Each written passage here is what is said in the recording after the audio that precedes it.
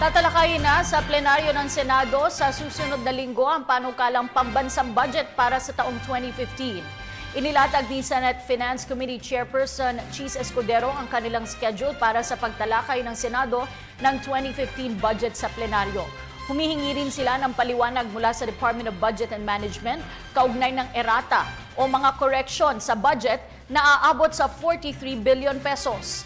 Ayon kay Escudero, hihingi siya ng detalyadong paliwanag mula sa DBM kung ano ang dahilan sa mga dagdag bawas sa 2015 budget. Inaasahang bago sa katapusan ng Nobyembre o sa unang linggo ng Disyembre ay matatapos na ang kanilang debate. Hindi lahat ng errata tatanggapin namin.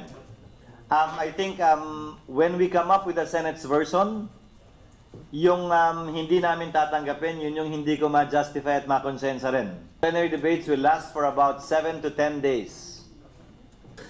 So hopefully by the end of November, first week of December, tapos na kami in plenary debates. Committee amendments na lamang yon, individual amendments, turno and contra. Tapos by cam so that the President can sign it before we go on recess on December 18.